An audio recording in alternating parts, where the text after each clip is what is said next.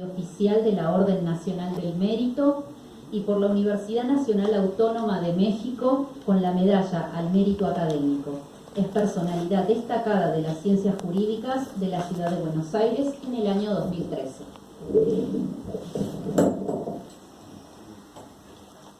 Muy buenas noches a todos, muchas gracias por la invitación, muchas gracias señor presidente del colegio, doctor Lipera.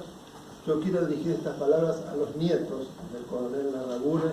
Yo los miraba todo el tiempo y me imagino lo que debe ser para ustedes.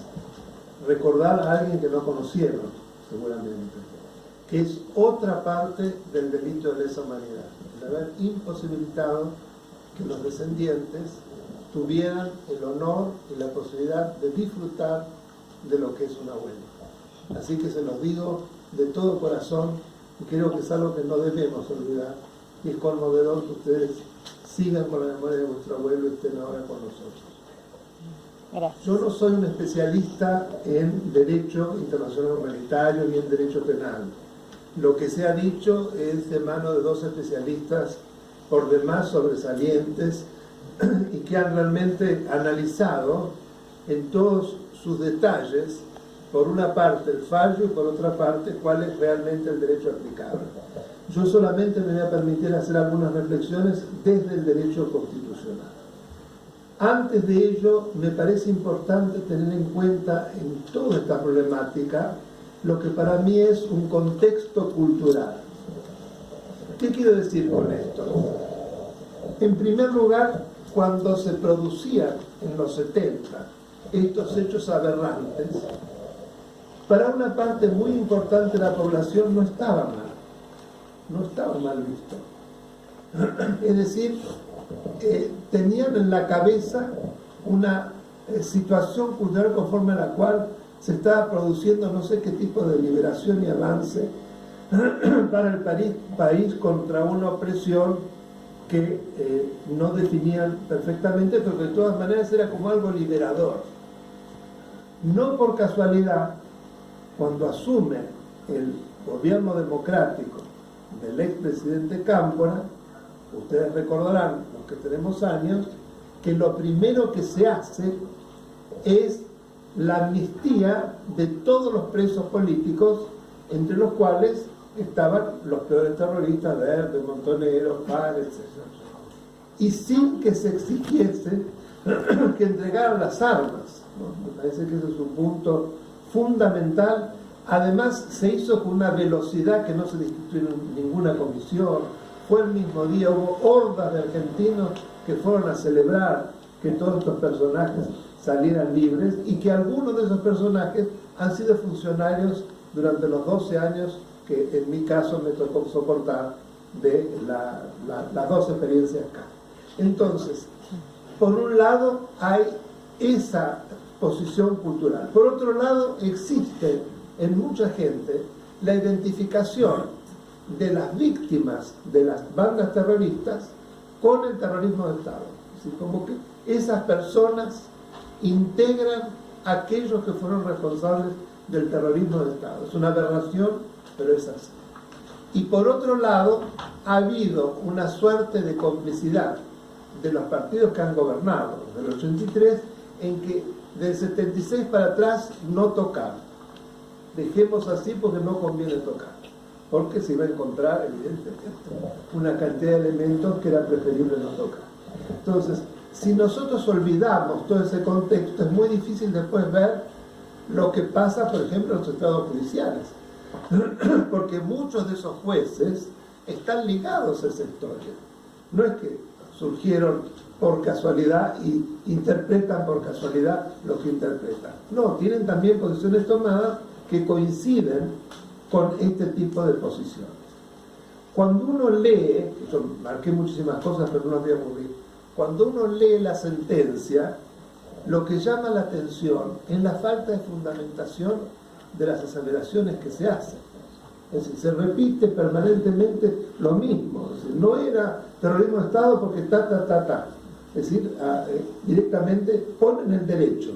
Pero ¿cuáles son los argumentos para que eso fuese así? No hay. Son afirmaciones. Esto era así porque era así. cuando en la construcción de una sentencia, y esto es el procesal constitucional, es esencial que cada argumento esté perfectamente justificado a través de aseveraciones lógicas y conducentes a una verdad que al menos uno trata de imponer, no meras aseveraciones dogmáticas. Después, es sorprendente la violación del principio de igualdad. El derecho constitucional es una de las piedras basales. Fíjense que en una parte de la sentencia se habla de la imposibilidad de aplicar a esta situación, la del coronel Larrabure, determinadas normas. ¿Por qué? Porque no existía precedentemente un derecho consuetudinario internacional que fuese aplicable a esos hechos. Como las convenciones son posteriores, entonces directamente había una brecha que no se podía aplicar con retroactividad la convención. Esto, cuando yo lo leía, me parece una aberración total, es un cinismo total. ¿Por qué digo esto? Porque en uno de los fallos que citó el doctor Cárdenas, el caso Simón, pero también en el caso Maceo, que lo critiqué en su momento, lo que la Corte dijo precisamente es que, de acuerdo al derecho consuetudinario internacional, la Argentina había adherido a tales principios.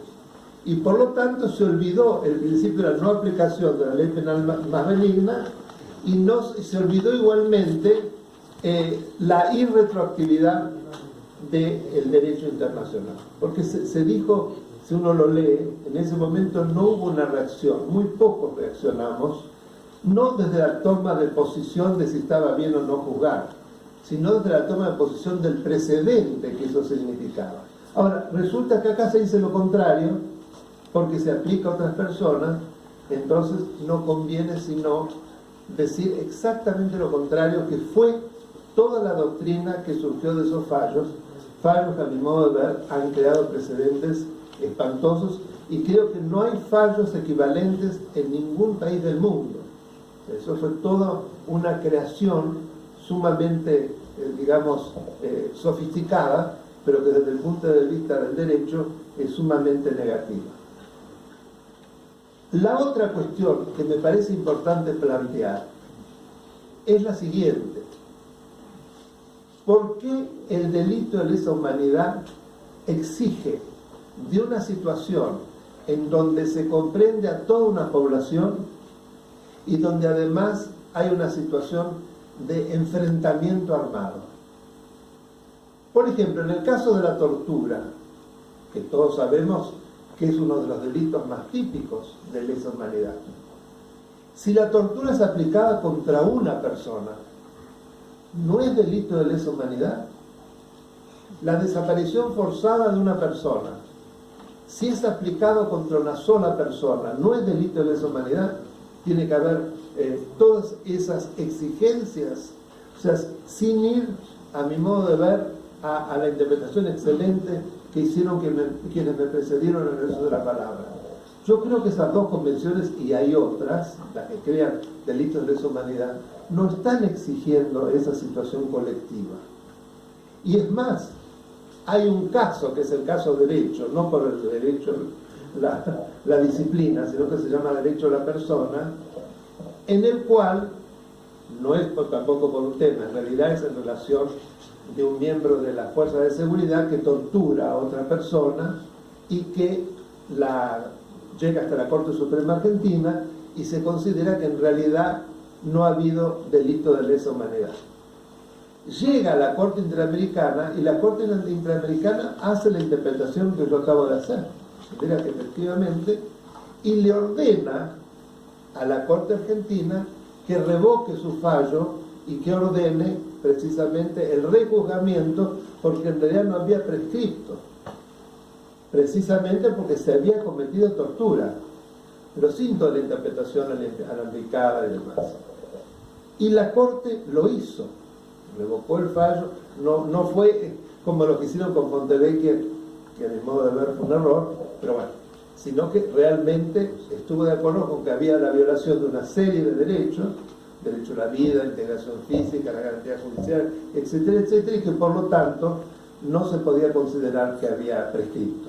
Por el contrario, había que juzgar.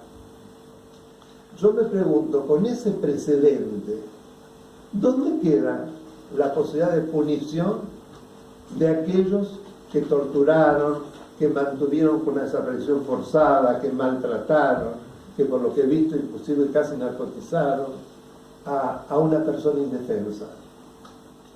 Estamos absolutamente en las mismas causales del caso derecho. ¿Por qué no pensar en esta vía? ¿Por qué seguimos, a mi modo de ver, con la argumentación que ellos nos imponen? Es decir, tratando de demostrar que efectivamente hubo ocupación, etcétera, etcétera. Para mí ni hace falta demostrar eso.